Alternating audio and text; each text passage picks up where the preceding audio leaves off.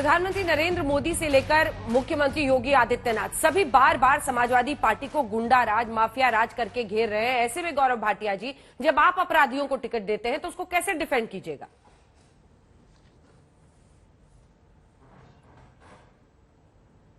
देखिए अंजना जी, बिल्कुल एक स्पष्ट बात बता दे कि आप कह रही हैं अपराधियों को टिकट देते हैं, और अभी चर्चा में इन्होंने कहा केवल नाहिद हसन है, तो ये बोटी बोटी कर दूंगा, वो किस पार्टी में गए थे?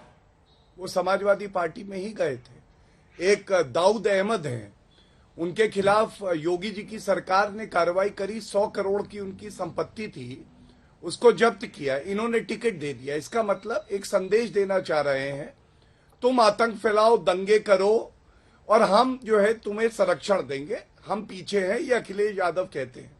और बातों बातों में इन्होंने कह दिया नारा। अरे नारा तो आपका था, काम बोलता है, और जनता ने ऐसा कर दिया कि कहीं बोलने लायक नहीं रहे, ये मत भूलिएगा। तो मैं इतना ही कहूंगा कि ये लोग बिना आंकड़ों के, बिना तर्क के बहस करते हैं, और इसके 2 उदाहरण अभी और दे दूं। देखिए, जिस तरह से झूठे मुकदमे इन्होंने लगाए, सर्वोच्च न्यायालय का आप जजमेंट पढ़िएगा। मुजफ्फरनगर दंगे इसलिए हुए अंजना जी, क्योंकि जो आरोपी थे उनको पुलिस ने जब पकड़ा तो आजम खां का फोन चला गया और उसके बाद उन्हें छोड़ दिया गया। सर्वोच्च न्यायालय ने कहा आपको जानकारी थी और आप दंगा नहीं रोक पाए। और मैं कांग्रेस पार्टी से ये कहता हूं, पेट्रोल की बात करते हैं, अरे भैया सबसे महंगा पेट्रोल कहां पे है? सबसे महंगा पेट्रोल देश में श्री गंगानगर में है, और बेरोजगारी दर राजस्थान में 27% है और उत्तर प्रदेश में 4.9% है। तो अंत करूंगा कह के, हार की आंधी है प्रियंका वाड्रा गांधी, लेकिन इनको समझ में नहीं आ रहा। ये आंधी जब आएगी, कांग्रेस की 1-2 फांस जो बची है वो भी उड़ जाएंगी, तब जाके ये लोग समझेंगे। और अंजना जी, 325 से ज्यादा सीटें हम लोग की आएंगी, पुनः भारतीय जनता पार्टी की सरकार बनी। मेरे सवाल का जवाब ही नहीं मिला। राजनीतिक आपराधिक मामले वालों को जब आप टिकट दे रहे हैं तो उनको, गौरव भाटिया जी आप वकील भी हैं, कैसे डिफेंड कीजिएगा? मैं आपको उत्तर दे दूं। अच्छा एक बात बताइए, संगीत सोम के खिलाफ इन्होंने मुजफ्फरनगर दंगों में एक आरोप लगाया, एनएसए लगाई, वो रद्द कर दी कोर्ट ने। सुरेश रैना के खिलाफ लगाई, रद्द कर दी गई।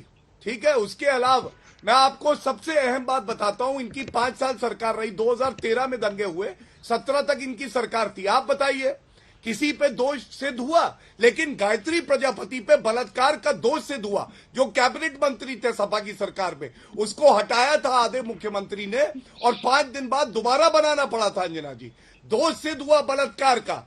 ये फर्क है। जब आप झूठे आरोप लगाते हैं, राजनीतिक आरोप लगाते हैं, तो वो कोर्ट में कहीं खड़े नहीं हो पाते, और जब आरोप सही होते हैं और सही कार्रवाई होती है तो गायत्री प्रजापति जैसे कैबिनेट मंत्री जेल की सलाखों के पीछे होते हैं, सजा काटते हैं। घनश्याम जी, घनश्याम देखिए, गौरव भाटिया जी वरिष्ठ वकील हैं, झूठ नहीं बोलना चाहिए। संगीत सोम के मुकदमे में आपको पढ़ के बताता हूं, 147, 148, 153, 188, 341, 420 का भी मुकदमा है। ये कौन सी सरकार ने लगाया था? तो ये अपने अपराधियों को डिफेंड करने के लिए झूठ ना बोले, डिफेंड करें, झूठ ना बोले। दूसरी बात, आपने एक बात कही जो इस बहस में मिस हो गई। आपने कहा कि बहस के लिए क्या आपने दोष सिद्ध कर दिया था। एक सेकंड, आप बीच में आपने दोष सिद्ध कर दिया। बीच में मत बोलिए, बीच में मत बोलिए। मैं सिर्फ इतना कह रहा हूं कि आपने कहा कि क्या आपस वाद विवाद के लिए चुप हो जाऊंगा। आप बताइए, दोष सिद्ध हो गया था। आप बात सुन लीजिए, वाद विवाद के लिए तैयार हैं। देखिए, मेरा केवल एक सवाल है, आपने कहा झूठ बोल रहा हूं, तो मैं आपसे एक सवाल पूछ रहा हूं।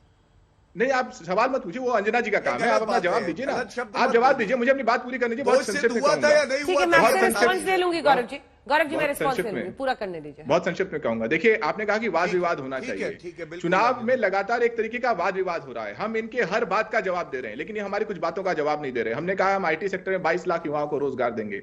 भारतीय जनता पार्टी के किस नेता ने जवाब दिया?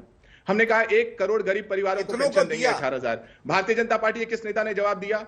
हमने कहा हम समाजवादी कैंटीन लाएंगे। भारतीय जनता पार्टी ने किस नेता ने जवाब दिया? हमने कहा अर्बन एम्प्लॉयमेंट एक्ट, मनरेगा के तौर पे लाएंगे, गारंटी एक्ट लाएंगे। भारतीय जनता पार्टी किस नेता ने जवाब दिया? जब भी हम कहते हैं कि हम इस तरीके से बेरोजगारी से लड़ेंगे, इस तरीके से गरीबी से लड़ेंगे, इस तरीके से किसानों के लिए काम करेंगे, भारतीय जनता पार्टी के नेता उसे अनसुना कर देते हैं, उसका जवाब नहीं देते। न उनके प्रवक्ता, न उनके मुख्यमंत्री, न उप मुख्यमंत्री, न गृह राज्य मंत्री। ये नाहिद हसन पर क्या जवाब है घनश्याम जी?